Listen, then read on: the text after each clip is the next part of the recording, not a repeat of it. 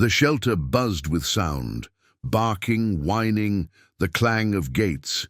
But one puppy sat in a corner, perfectly still and completely silent. He was white with black speckles on his ears, soft fur sticking up in patches like he hadn't quite grown into it yet. When volunteers came by, he wagged his tail politely, but didn't react to the voices or the whistles they used to get attention. They called him Echo, a name that started as a joke because he never made a sound. "He's just shy," one volunteer said. "No, I think he's deaf," said another. "He doesn't even flinch when the door slams." Testing confirmed it. Echo was indeed deaf, likely born that way. The diagnosis didn't change much about his care, but it made people hesitant. A deaf dog, especially a puppy, was a handful, they said. Hard to train, needs a special home. And slowly, visitors stopped lingering near his kennel. Echo didn't seem to mind. He watched the world quietly, tilting his head at wagging tails and passing people. He loved soft touches and warm laps, but didn't chase noise or commotion like the other pups. It was like he lived in a different rhythm. That was when Rachel walked in. She was young, maybe mid-20s, with soft eyes and a clipboard clutched under her arm. She'd come in searching for a companion. "I don't want a perfect dog," she said, "just one who needs someone."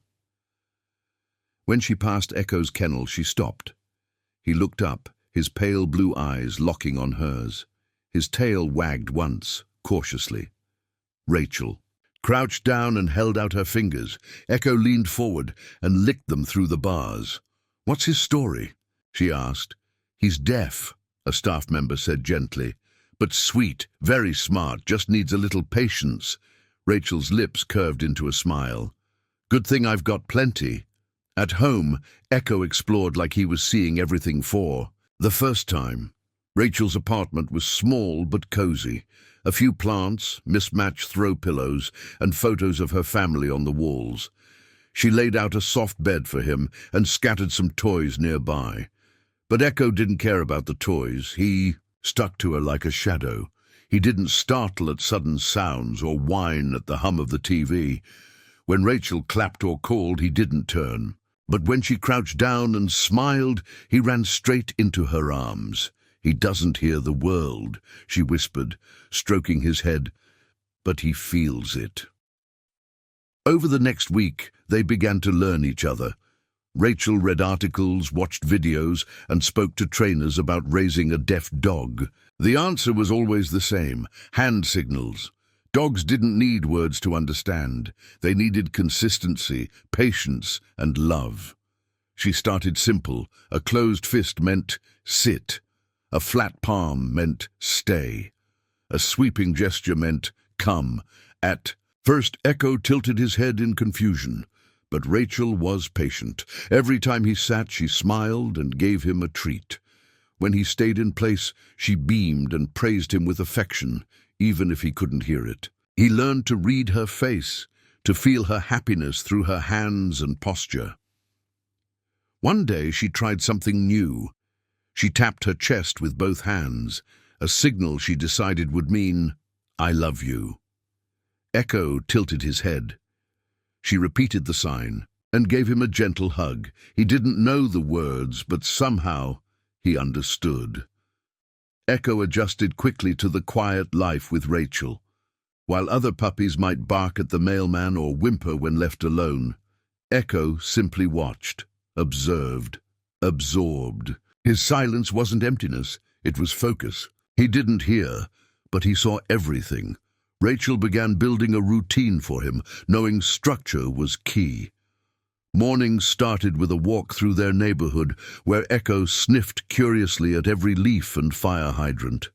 Sometimes a dog would bark at him from across the street, and Echo would just blink, tail wagging gently. Oblivious maybe, or maybe just choosing peace. Training became a daily ritual.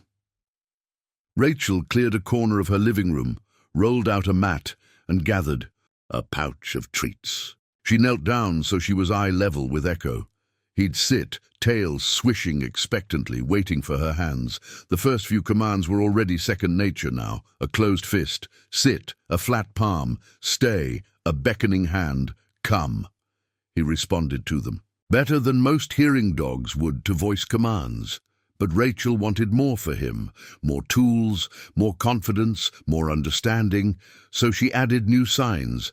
She taught him good boy by giving him a thumbs up, paired with a huge grin, and a treat every time he did something right. She taught him outside, with a sweeping hand toward the door. No became a wag of the finger. Yes was a nod and a happy touch under the chin. Soon they were holding full, silent conversations. When she signed outside, Echo would run to the leash. When she signed sit, he'd drop into position like a soldier. And when she gave the I love you sign, 2 hands to her chest, Echo would press his nose into her shoulder. It wasn't just training. It was communication. It was connection. Still, not everything was easy. Rachel discovered quickly that a deaf dog couldn't be called when off-leash. The first time she let him run in the dog park, he didn't realize when she was trying to get his attention.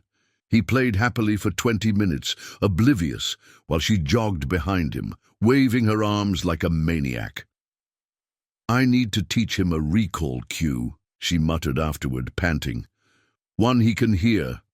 After researching, she bought a vibrating collar, not a shock collar, just a gentle buzz, like a cell phone in your pocket. She paired it with treats and affection, letting Echo know that the buzz meant, look at me.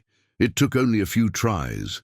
Now, when the collar buzzed, Echo's head would snap up, searching until he found her face. And when she smiled and gave him a signal, he came running.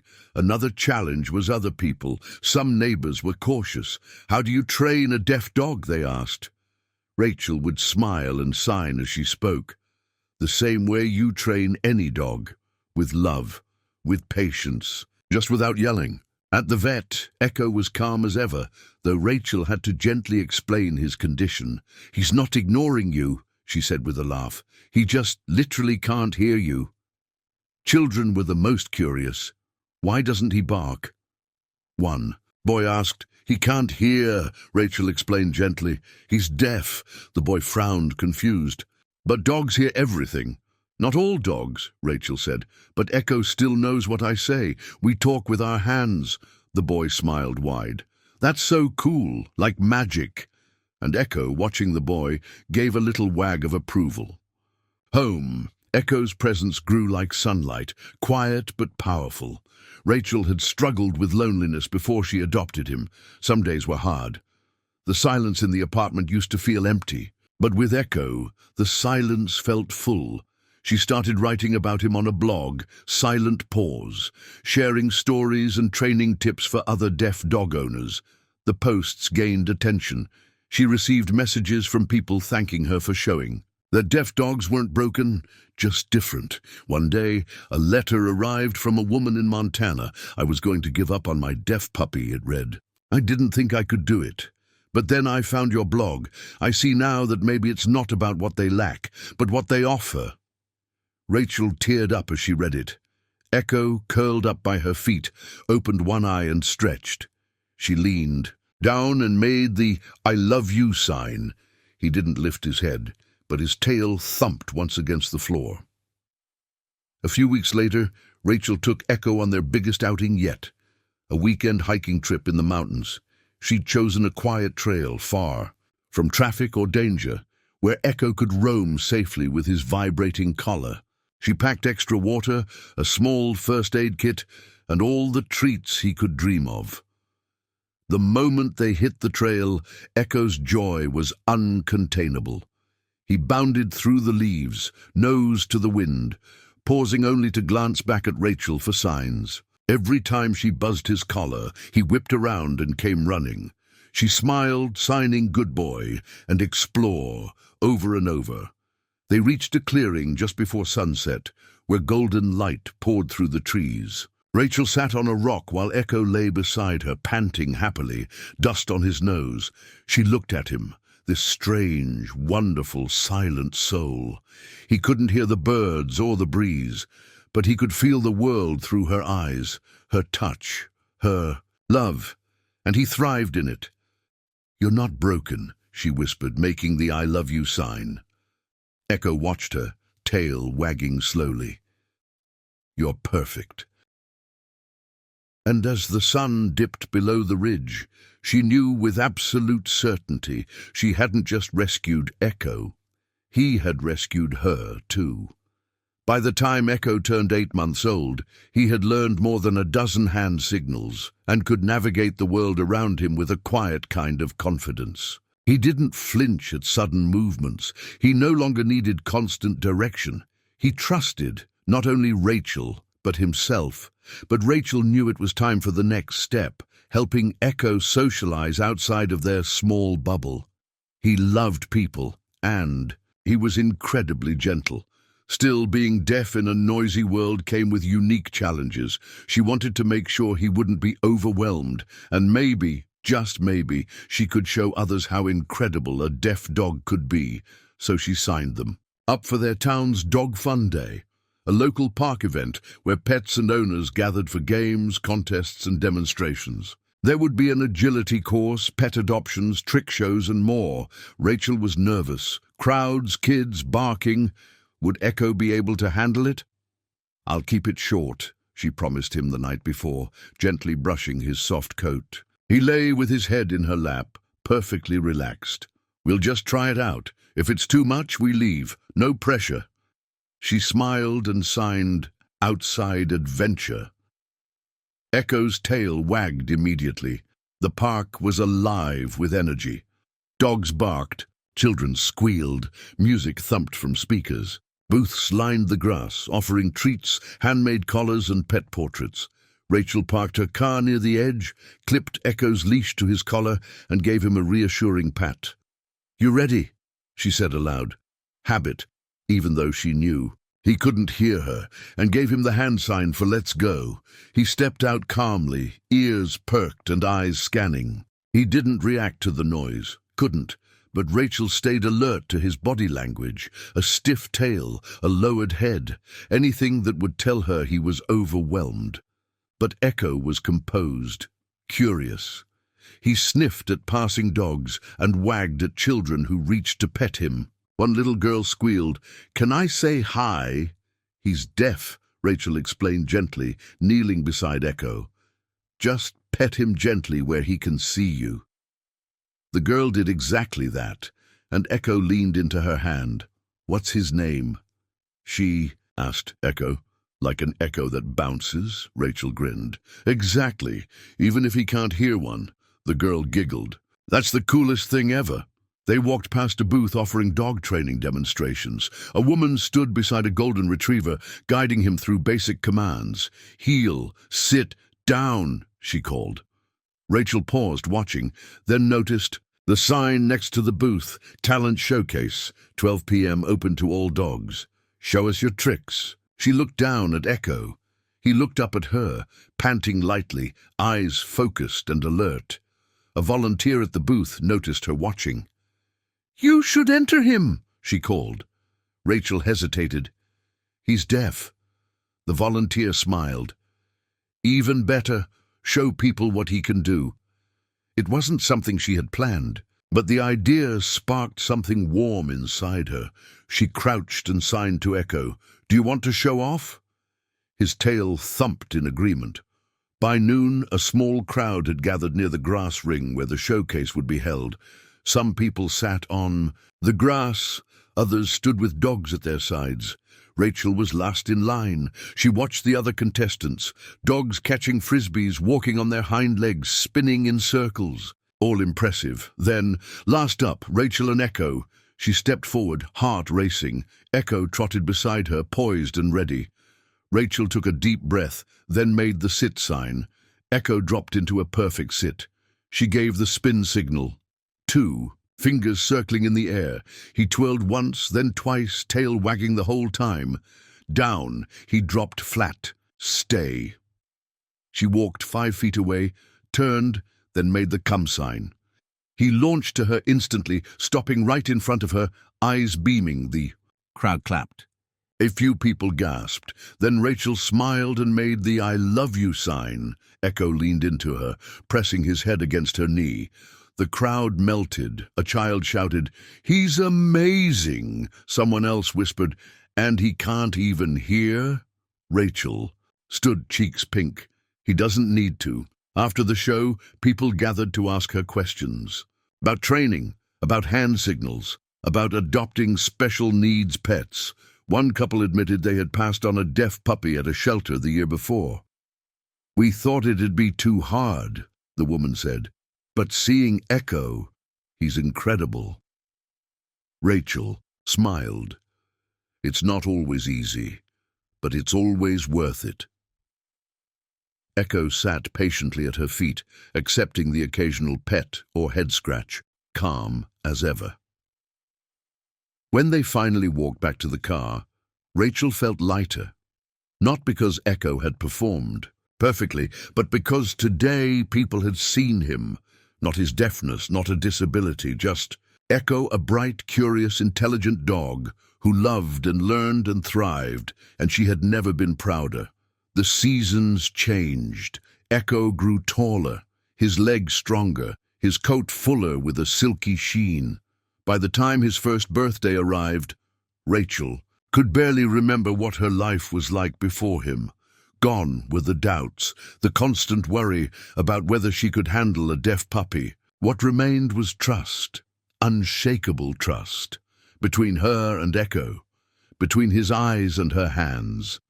Rachel had decorated the living room with blue and white streamers, Echo's favorite color, or so she liked to think, based on how he always pounced. On his blue toy bone, a small cake made of dog-safe peanut butter and mashed banana sat on the table.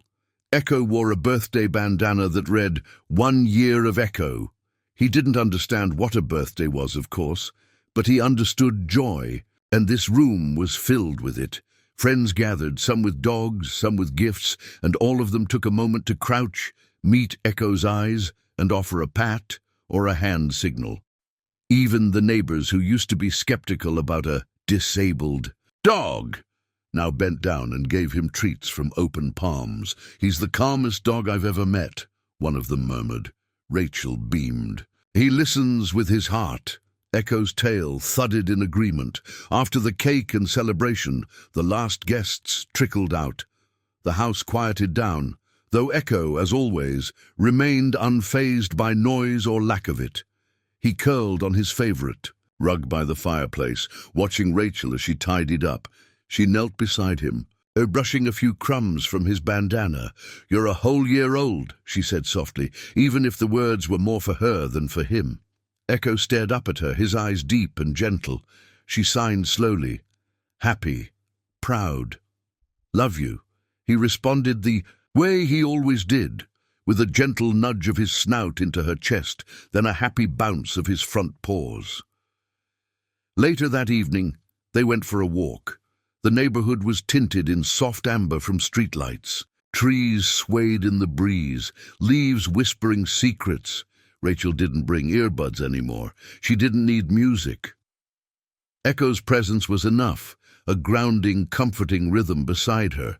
A few kids down the block waved. "Hi, Echo." One called. He wagged his tail in response, trotting up for a quick pat before returning to Rachel's side. Their little corner of the world had embraced him. All of him.